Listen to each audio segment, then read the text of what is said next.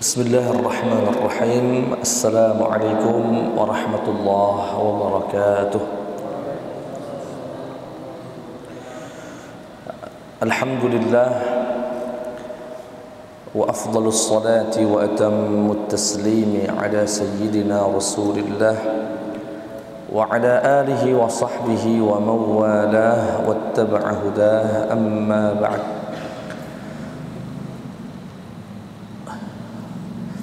Jamaah salat maghrib yang dimuliakan Allah Subhanahu wa taala, puja dan puji syukur mari kita persembahkan hanya kepada Allah Subhanahu wa taala yang senantiasa memberikan kita kenikmatan, terutama nikmat iman dan Islam.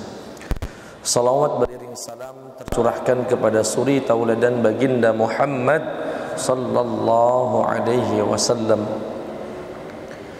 Semoga kita semua kelak di hari kiamat mendapatkan syafaat dari Rasulullah sallallahu alaihi wasallam. Amin ya rabbal alamin. Jamaah yang dimuliakan Allah Subhanahu wa taala, pada malam hari ini kita akan membahas atau mengkaji hadis qudsi nomor 17 dari kitab Min Sihahil Ahaditsil Qudsiyah karya Asy-Syaikh Profesor Dr. Muhammad Awwamah hafizahullah. Dan mohon maaf, mungkin kondisi saya sendiri agak kurang fit ya, masih agak sedikit, suara juga mungkin tidak begitu maksimal, namun semoga tidak mengurangi hikmah dari kajian kita pada malam hari ini, insyaallah. Amin ya rabbal alamin. Langsung saja, qala al-musannifu hafizahullah wa nafa'ana Allah bi'ulumihi fid dunya wal akhirah. Pengarang buku berkata, semoga Allah senantiasa menjaga beliau lahir dan batinnya dan memberikan keberkahan ilmunya untuk kita semua dunia dan akhirat. Amin ya rabbal alamin. An Abi Sa'id al-Khudri radhiyallahu anhu qala, dari sahabat Abi Sa'id al-Khudri radhiyallahu anhu, beliau berkata, qala Rasulullah sallallahu alaihi wasallam, Rasulullah sallallahu alaihi wasallam bersabda, yaji'u Nuh wa ummatuhu fayaqulu Allah ta'ala hal ballaghta fayaqulu na'am ay rabbi فيقول لأمته هل بلغكم فيقولون لا ما جاءنا من نبي. Kelak di hari kiamat, Nabi Nuh, ini sampel saja, nanti semua nabi juga akan mengalami hal yang sama, tapi disebutkan dari hadis ini cuma Nabi Nuh sebagai sampel saja. Nanti Nabi Nuh datang bersama umatnya. Ketika itu Allah berkata kepada Nabi Nuh alaihi salam, hal ballaghta ya Nuh, apakah kamu telah menyampaikan risalah yang aku amanahkan kepadamu? Maksudnya, hai Nuh, apakah kamu sudah menjalankan tugas untuk menyampaikan risalah Allah kepada umat-umatmu? Apa jawaban Nabi Nuh? Na'am ay Rabbi. Sudah ya Allah, tentu saja duhai Tuhanku, sudah kusampaikan semua risalah yang kau amanahkan kepadaku, sudah kusampaikan seluruhnya kepada umatku. Kemudian Allah bertanya kepada umatnya, fayaqulu li ummatih, wahai umat Nabi Nuh, apakah nabimu ini telah menyampaikan risalahku kepada kalian. Umatnya Nabi Nuh berkata, la, enggak ada tuh. Ma ja'ana min nabiyyin, tidak ada seorang nabi yang datang ke kami yang menyampaikan risalah, tidak ada. Kemudian Allah berkata ke Nabi Nuh, fayaqulu li Nuh, man yashhadu lak? Ya Nuh, siapa yang akan kau jadikan saksi akan kebenaran ucapanmu kalau kau itu telah menyampaikan risalah? Jadi Allah meminta kepada Nabi Nuh untuk mendatangkan saksi. Siapa yang akan bersaksi akan kebenaranmu bahwa engkau telah menyampaikan risalahku? Apa jawaban Nabi Nuh? Muhammadun sallallahu alaihi wasallam wa ummatuh, yang akan menjadi saksi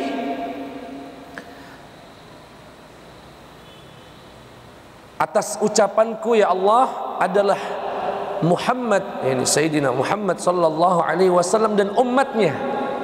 Seketika kita bersama Rasulullah mengatakan fanashhadu annahu qad ballagh, ya Allah, kami bersaksi Nabi Nuh telah menyampaikan risalahnya kepada umatnya. Wa huwa qauluhu jalla dzikruh, dan ini tafsir dari ayat 143 dalam surat Al-Baqarah di awal lembaran juz 2. Allah Subhanahu wa taala berfirman, a'udzu billahi minasyaitonir rajim, wa kadzalika ja'alnakum ummatan wasata. Dan begitu juga kami jadikan kalian, wahai umat Nabi Muhammad, umat pertengahan, umat yang adil, umat yang moderat. Untuk apa kau jadikan kami umat yang adil ya Allah?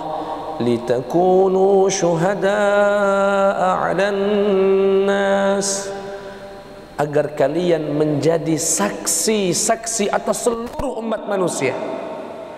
Wa yakuna ar-rasulu 'alaikum syahida, dan Nabi Muhammad juga akan menjadi saksi kepada kalian.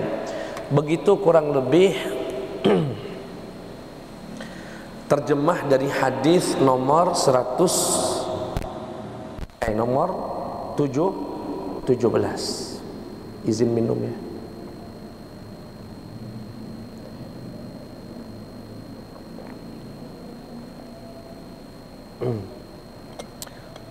Hadis ini diriwayatkan oleh Al-Imam Al-Bukhari.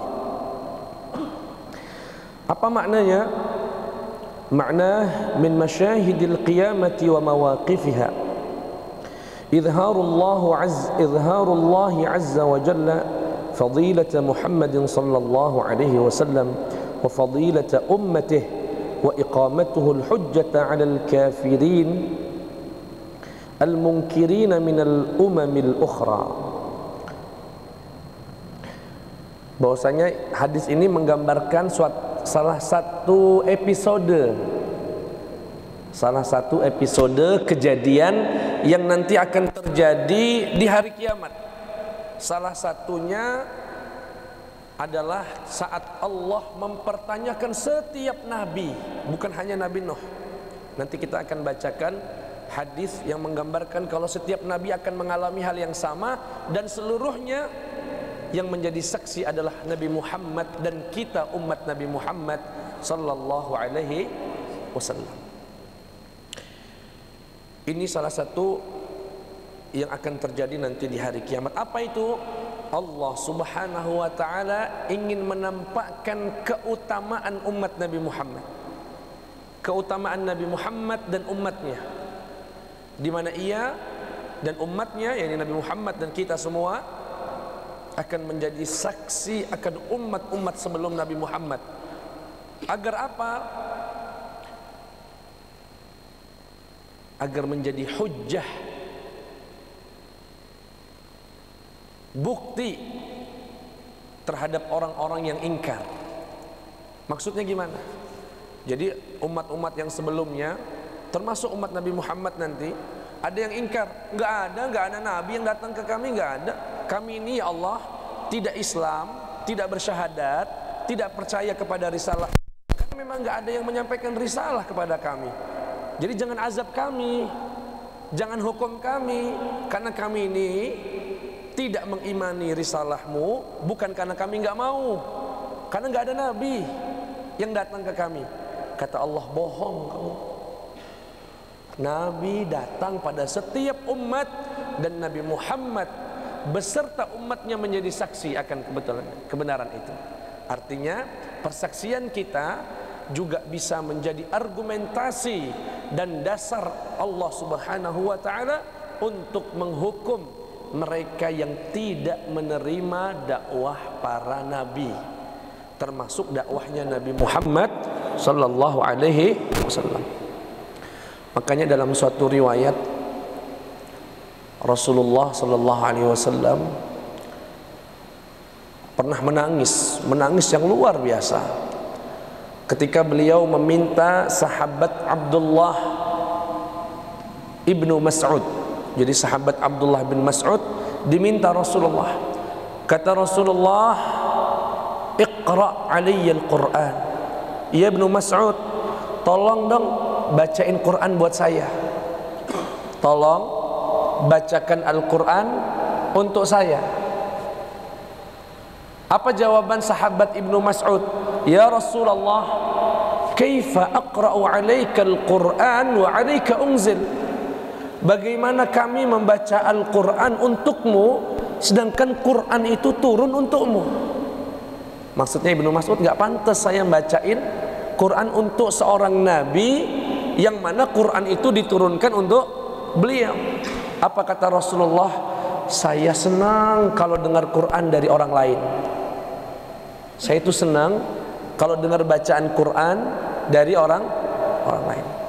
Syekh Ali Sobuni yang baru meninggal beberapa minggu yang lalu, itu kesehariannya sebelum meninggal selalu meminta anaknya atau muridnya membacakan Al-Quran untuk beliau. Senang mendengar bacaan dari bacalah. Akhirnya sahabat Ibnu Mas'ud ini membaca. Yang dibaca kebetulan surat An-Nisa.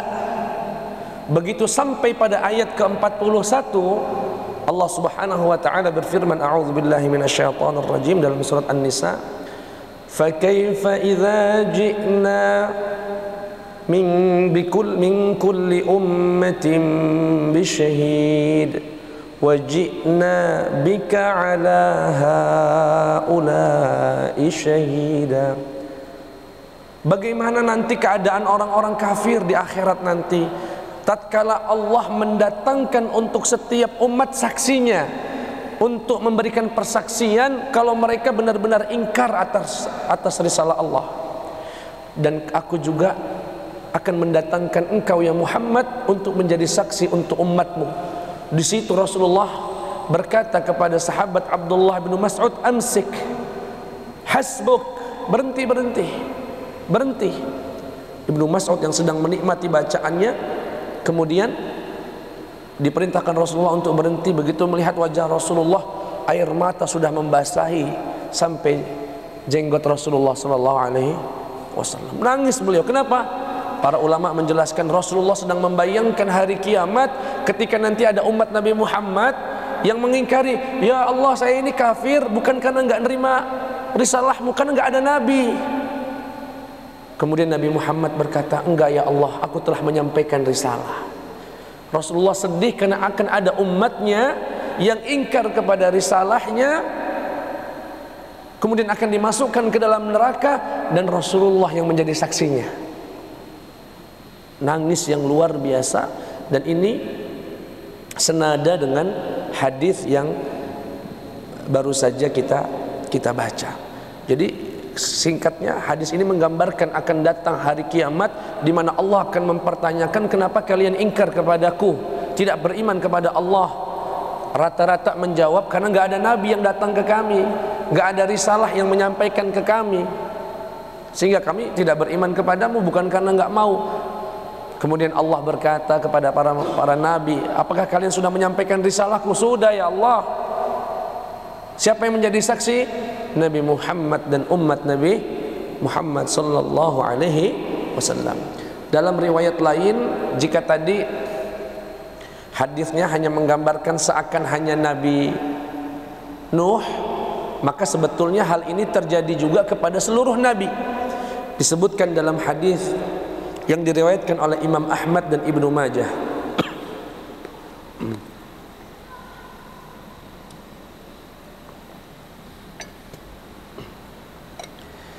Dikatakan yaji'un nabiyyu yaumal qiyamati wa ma'ahu ar-rajul, akan datang nanti seorang nabi bawa satu umatnya, ada yang bawa dua umatnya, ada yang bawa banyak umatnya. Fayud'a qaumuh, setiap kaumnya dipanggil Allah. Fayuqalu lahum, kemudian Allah bertanya kepada mereka, hal ballaghakum hadza?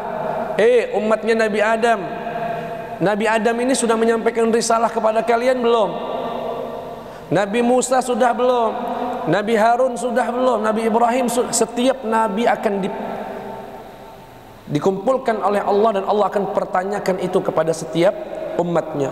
Seluruhnya berkata fayaquluna la, enggak ada nabi datang ke kami. Tidak ada datang nabi kepada kami.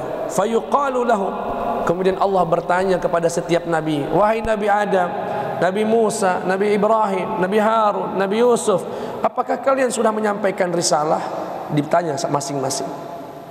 Jawabannya, na'am, iya ya Allah, kami sudah menyampaikan risalah sebagaimana kau amanahi kepada kami. Fayuqalu lahum hal ballagha hadha qaum fayaquluna ma'am. Kemudian fayuqalu lahum, na'am, fayuqalu lahu, baik, siapa yang menjadi saksi akan kebenaran ucapan kalian wahai para nabi? Muhammadun wa ummatuh, Nabi Muhammad dan umatnya. Kemudian dipanggil Nabi Muhammad dan umatnya. Fayuqalu lahum, kemudian kita nanti ditanya sama Allah, hal ballagha hadza qaumahu, apakah Nabi Adam telah menyampaikan risalah kepada umatnya? Apakah Nabi Musa sudah menyampaikan risalah pada umatnya, dan seterusnya? Kita menjawab, iya ya Allah. Kemudian dikatakan kepada kita, dari mana kalian tahu? Kalian kan gak hidup di zaman mereka. Dari mana kalian tahu menjadi saksi sedangkan kalian tidak hidup bersama mereka? Dari mana informasi yang kalian dapat? Fayaqulun, kita nanti menjawab, ya Allah, ja'ana nabiyuna, nabi kami datang kepada kami, Nabi Muhammad sallallahu alaihi wasallam, kemudian memberitahukan kepada kami bahwasanya rasul-rasul sebelum Nabi Muhammad telah menyampaikan risalahnya, dan kami percaya apa yang disampaikan oleh nabi kami. Itulah tafsir dari firman Allah dalam surat Al-Baqarah 143, wa kadzalika ja'alnakum ummatan wasata, di mana Allah menjadikan kita umat Nabi Muhammad sebagai umat pertengahan, umat yang adil. Dan Rasulullah menafsirkan kata wasata, langsung Rasulullah yang menafsirkan al-wasat al-adl. Wasat di sini adalah adil, artinya persaksian kita persaksian seorang yang adil, yang jujur, gak akan bohong, gak ditambahi, gak dikurangi. Itulah persaksian kita kepada Nabi Muhammad sallallahu alaihi wasallam. Dan dalam ayat yang terakhir disebutkan oleh Rasulullah, di mana kita ini dijadikan umat wasata. Wasata itu artinya pertengahan. Kata pertengahan mengindikasikan ada yang di kanan, ada yang di kiri, namanya tengah. Hati-hati, ini perlu dijelaskan. Dalam bahasa modernnya, wasata itu umat pertengahan, umat yang moderat, umat yang, nah, cuma kata moderat ini seringkali disalahpahami, akhirnya dimaknai liberal. Bukan. Moderat, moderasi adalah karakter dari umat Nabi Muhammad sallallahu alaihi wasallam. Apa makna moderat itu? Makna moderasi itu, makna di tengah-tengah itu. Jika di sana ada agama di sana ada manusia tidak percaya Tuhan, nggak ada Tuhan katanya. Di sebelah kanan ada suatu kaum tidak percaya Tuhan. Di sebelah sana ada percaya Tuhan tapi banyak, 3, 4, 5, 6. Kita ada di tengah-tengah. Kita percaya akan ada Tuhan dan Dia hanya esa dan satu, Allah Subhanahu wa taala. Ketika di sana ada sebuah ajaran yang melarang menikah, melarang untuk menikah, dianggap sebagai cara paling cepat mendekatkan diri pada Tuhan, tidak menikah. Di sana gunung di mana? Pertengahan gunung di puncak. Artinya kita itu umat yang paling tinggi. Kalau orang sudah di atas gunung, dapat nggak melihat semua sisi? Ada orang di gunung bagian sebelah timur, di bagian sebelah barat hujan. Ditanya yang sebelah timur, ada hujan nggak? Nggak ada. Ketika orang yang di sebelah barat ditanya hujan nggak? Hujan. Padahal sebelah sini tidak. Tapi kalau ada yang di tengah, dia akan mengatakan iya, hujan untuk yang di barat atau yang di timur, tidak hujan untuk yang di. Artinya apa itu? Orang yang di pertengahan itu, yang moderat itu, mampu menghukumi sesuatu dari segala sisi, nggak hanya melihat satu sisi. Itu pertengahan. Jadi kita ini umat Nabi Muhammad, umat yang pertengahan. Tadi pernikahan, ada yang menghalalkan secara mutlak, ada yang mengharamkannya. Islam boleh 1, paling maksimal 4. Umat yang di pertengah, dan seterusnya. Ini bab yang cukup panjang dan ini risalah Al-Azhar, dan kebetulan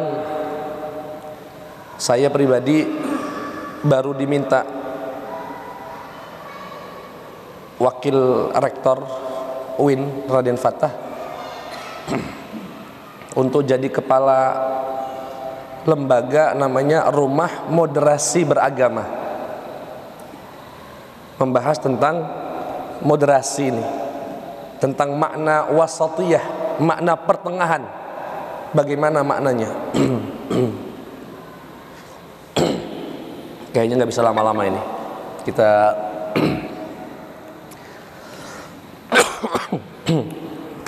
ya. Baik, berikutnya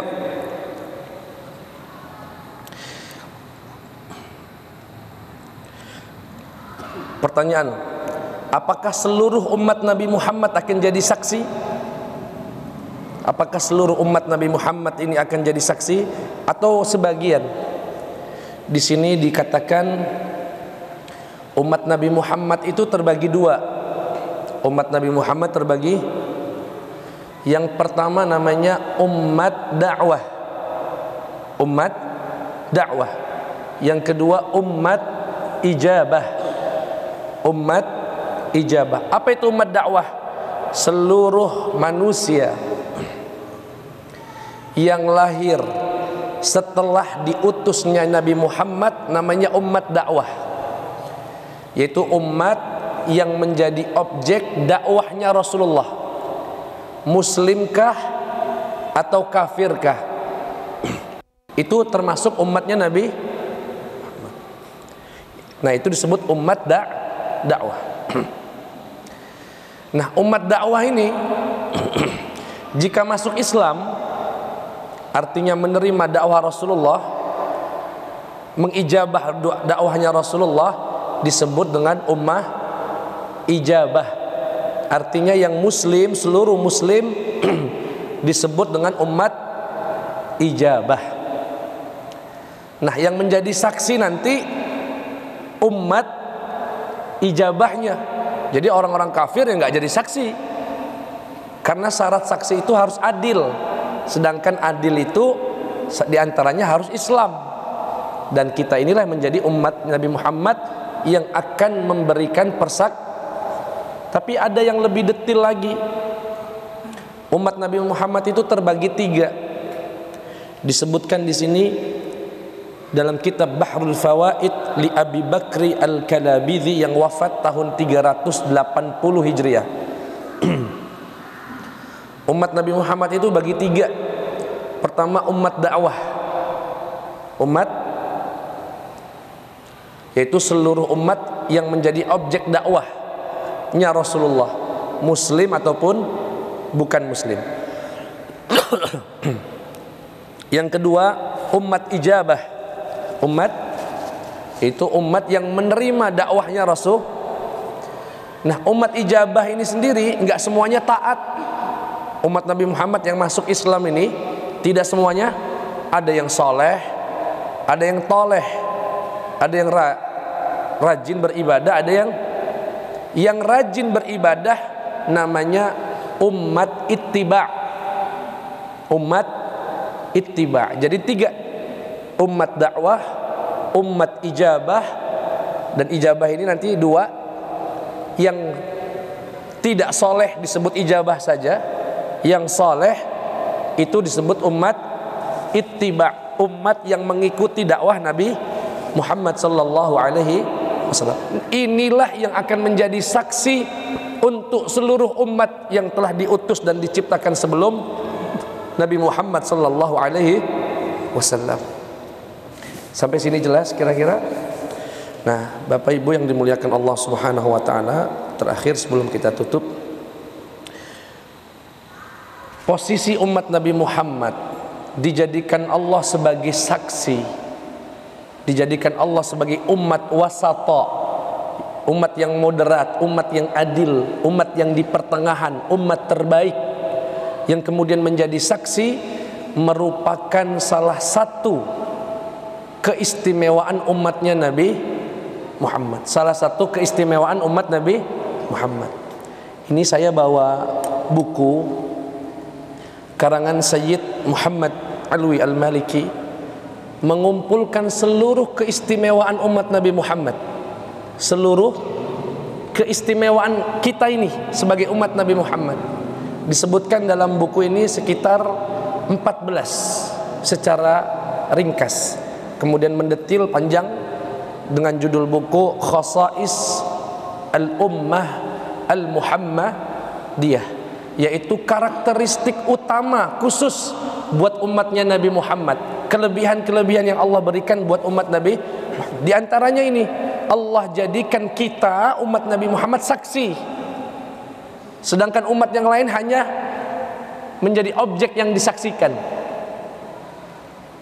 Yang kedua, misalnya di antara yang beliau sebutkan, umat Nabi Muhammad satu-satunya umat yang kuburan nabinya ketahuan dengan yakin. Umat yang lain nggak tahu kuburan nabinya di mana. Ada yang mengatakan di sana, ada yang di sana, ada yang di. Kalau umat Nabi Muhammad, seluruh umat Nabi Muhammad bisa menunjukkan di sini dikubur nabiku Nabi Muhammad sallallahu alaihi wasallam. Itu kelebihan umat ini. Satu-satunya nabi yang kuburannya ketahuan dengan yakin. Kalau dugaan banyak. Sehingga Imam Malik pernah menyambut kedatangan Khalifah Al-Mahdi. Begitu datang masuk ke kota Madinah, Imam Malik kan tinggal di Madinah. Ya Amirul Mukminin, jangan lewat-lewat aja. Kalau lewat di sini, berikan salam kepada yang ada di kananmu, yang ada di kirimu. Ini semua anaknya para sahabat Muhajirin. Loh. Dan ini sebaik-baiknya umat. Kok kamu bisa berkata begitu ya Aba Abdillah, ya Imam Malik? Kok bisa kau katakan umat ini umat terbaik? Iya, karena umat inilah yang satu-satunya yang nabinya kuburannya ketahuan. Alasannya Imam Malik radhiyallahu anhu rahimahullah. Di antaranya, di antara keistimewaan ya, kapan-kapan kita bisa ngaji buku ini tentang kelebihan dari umat Nabi Muhammad sallallahu alaihi, bahwasanya umat ini tidak akan bisa seluruhnya karena kelaparan. Gak mungkin. Kalau ada kelaparan hanya beberapa tempat saja. Sesusah-susahnya umat Nabi Muhammad gak mungkin lapar semua. Dan umat Nabi Muhammad tidak akan dibinasakan Allah dengan tenggelam semuanya. Enggak. Berbeda dengan kaum Nuh, Nabi Nuh. seluruh umatnya hancur, ditenggelamkan oleh Allah Subhanahu wa taala. Umat Nabi Muhammad tidak. Sampai hari kiamat nanti. Itu kelebihan dari umat Nabi. Kemudian umat Nabi Muhammad satu-satunya umat yang wajahnya bercahaya hari kiamat. Ketika Rasulullah ditanya, "Ya Rasulullah, engkau akan memberikan syafaat kepada kami umatmu. Bagaimana kau tahu kalau kami ini umatmu, itu bukan umatmu, ini umatmu, itu bukan umatmu?" Kata beliau, wajah umatku bercahaya, bekas dari air wudu, bekas dari air. Maka kata Rasulullah, "Inna ummati yud'auna yawmal qiyamati ghurran muhajjalin, faman istata'a minkum an yutila ghurratahu falyaf'al." Sesungguhnya umatku akan dibangkitkan dalam wajah yang berseri-seri, banyak cahayanya. Maka barang siapa yang bisa memperluas wilayah cahayanya, perluaslah. Gara-gara hadis ini, sahabat Abu Hurairah kalau wudu sampai ketiak, karena cahayanya pengen sampai sini. Kalau basuh kaki sampai betis, padahal wajibnya cuma sampai sini, karena akan menjadi cahaya. Nuruhum yas'a baina aydihim, cahayanya akan berjalan di hadapan mereka. Kata Rasulullah, itu umat saya, itu umat saya, itu umat saya. Kelihatan. Itu juga salah satu kelebihan dari umatnya Nabi Muhammad sallallahu alaihi wasallam. Dan seterusnya. Beliau di sini menyebutkan 14 ya. Dan diantaranya kita akan menjadi umat wasata. Umat apa? Wasata. Di tengah-tengah, menjadi saksi. Di tengah-tengah, berarti umat yang terbaik, umat yang moderat, ya. Itu kurang lebih yang bisa disampaikan. Mohon maaf jika ada banyak iklan batuknya tadi. Kalau ada yang ingin ditanyakan, dipersilakan.